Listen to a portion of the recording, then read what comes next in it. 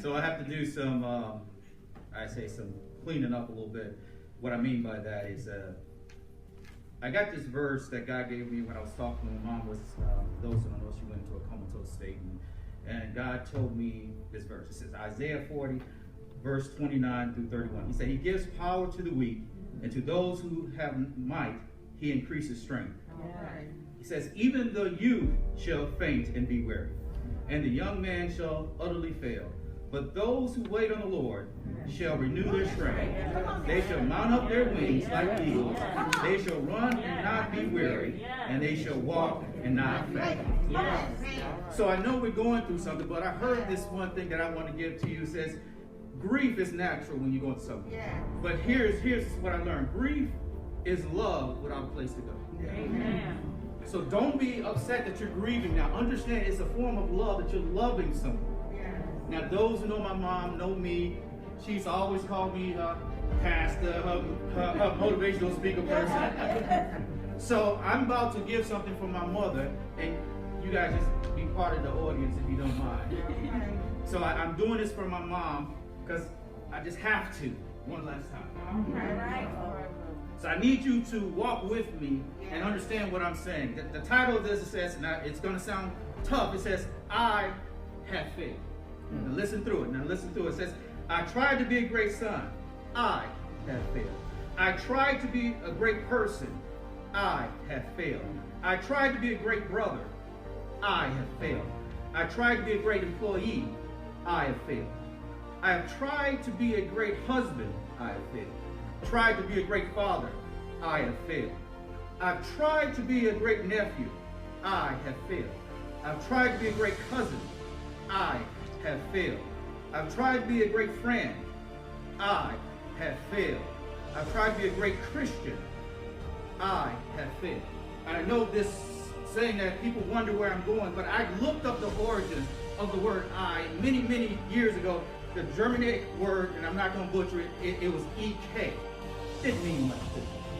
But then there was another word, Gothic word, IK. I couldn't pronounce that either. But then I looked at the Greek and the Latin, and it said ego.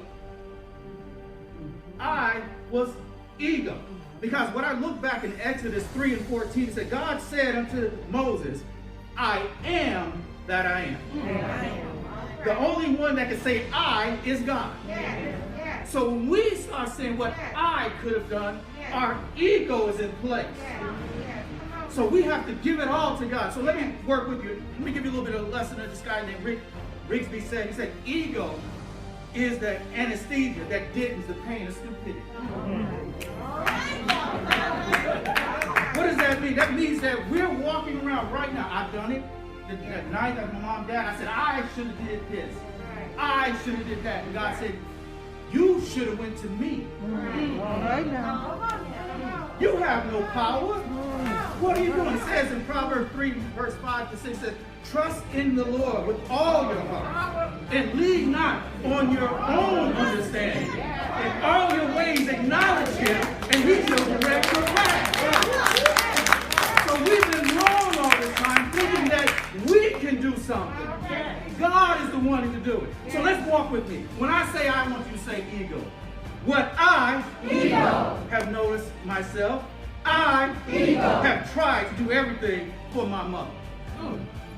So when I tried to do it myself, I got weary, frustrated, tired, angry, and confused.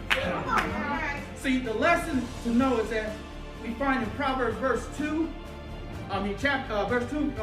verses 1 through 3, it says, my son, if you receive my word and treasures my command within you, so that you incline your ear to wisdom and apply your heart to understanding.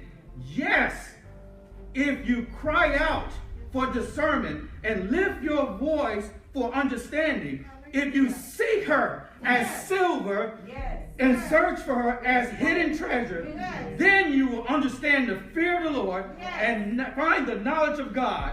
For God gives wisdom, and from His mouth come knowledge and understanding. So my question to you and to me is, are you willing to do what God tells you to do that is against your beliefs, against your feelings, against what you think? Now let me say it again. Let me say it again another way. Are you willing to not let your ego control you? See, one thing I shared with my family a little while ago, that God likes obedience more than sacrifice. That's what I was thinking. But the root word of obedience is obey. And my brother, police officer, and people been in the military, you know what obey is. I give a command, you do it, don't question it. But sacrifice, the definition of sacrifice is to suffer loss or give up, renounce, injure, destroy, especially for an ideal, belief, or end. That deals with emotion. So when God tells us something, we have to listen to what he said, regardless of what we feel, regardless of what ego says for us. So I have two last stories, and I just want to share with you about a person you know. Bishop T.D. Jakes, he said something a while ago. He said when he first started, all he wanted to do was impact people. He said he used to stand at the mic stand and tremble. But God said, this is what I want you to do, regardless of how you feel. So he kept doing it. He kept speaking. But guess what happened? Just like always happened, the devil got to show up. And what showed up was that in the Wall Street Journal and all these different papers, they started talking about him back. So he started saying, I don't want to do this no more. I'm tired. And God said, I told you it's for a purpose, regardless of how you feel. You need to do it. But, you know, as us humans do, he got around other pastors and he was telling them the same thing. And he found out there's a woman downstairs. He found out was waiting for her. So he decided, but I'm going to wait her out. God said, now go down there. But the woman was very strong. She said, I'm going to stay here. So eventually he made it down the stairs. And when he came down the stairs, she came up to him and, you know, as we do, he tried to be humble, tried to be, well, how can I help? He said, Bishop Jakes, I have to tell you this. I have to tell you this. How can I help you? He said, I was pregnant and the baby was in my tubes. The baby died in my tubes. So basically the doctor gave me little hope because the baby dying, decomposing there, was getting poison into my body. She said this is what changed his mind when he knew God had told her. She said, I listen to your word every single day. See, he was being obedient. Even while he was speaking, he was hurting, but he kept being obedient, and that word was for somebody. So God's going to cause us today to do something that we're not going to feel like doing. But we're going to have to do it because it may not be satisfying to you right now. It may be for someone else. So the last story is, it was an apologist by the name of Robbie. I'm not going to butcher his last name.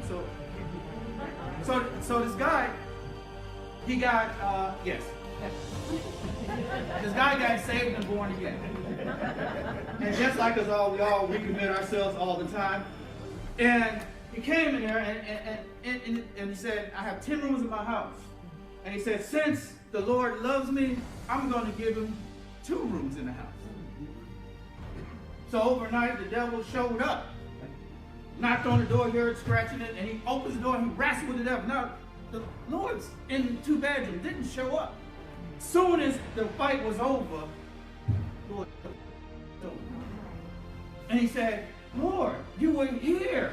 Why didn't you help me? He said, you only gave me 2 of your 10 rooms. He said, okay, I'm going to give you 4 rooms of my 10 rooms. Lord said, okay. Next night, same thing happened again. He wrestled and fought. In his mind, he's thinking, where is Lord? Gave him 4 rooms. And as soon as the night began to turn to day, closed the door, Jesus touched him on the shoulder again. He turned around and said, I gave you 4 rooms. He said, yes, you gave me 4 rooms of your 10 rooms. I'm only obligated to those 4 rooms. So he said, okay, I'm going to give you 8 rooms. I'm going to keep the 2 rooms. The 2 rooms with my anger, the 2 rooms with my bitterness, the 2 rooms with my dislike for another race, the racism, the 2 rooms that I don't want no one to know about. That I'm going to give you 8. He has the majority of the room. So that night, the devil came again. Tore up, scratching against the wall, doing everything. And guess he opens the door, he's wrestling with him again. Now he's thinking in his mind, I gave him 8 rooms. Where is he at? Jesus didn't show up. the night turned to day, and he touched him on the shoulder. He said, I gave you almost all of my room. And Jesus looked at him. He said, I'm obligated to that age. He said, when are you going to give me all of you? So he said, today I'm going to give him all of me. Yes, sir. So the next night, Yes, sir. scratching at the door, banging her, he opens the door. He's getting ready to wrestle with the devil. And before he can do anything, there came a hand on his shoulder. And he pushed him out of the way. And he said, I got this. So what I want to say, and I will close with this, is that my mother loved the way I talked a lot. Yes. And I wanted to make sure I have to send my mother off right. And I had to give you guys something that's going to help you and me. I thank you for being here, but I just really want to say to you that you have to make a decision here and today. I know we don't have church, but this is church because we all come together. Am I right, Pastor? So what I'm going to say now, you got to recommit and say, I'm going to give all of me, not some of me. Because how do you expect God to show up? We always fuss and cry, Lord, why don't you do this? Lord, why don't you? He said, when are you going to give me that pornography addiction? When are you going to give me that sassy mouth that you do? Because you've been a Christian for 25 years and you're still saying, God ain't through with me yet. He said, 25 years? You can't decide, well, I like this part because I like telling folk off. No. Give him all of you. Give him all of you. You have to make a decision.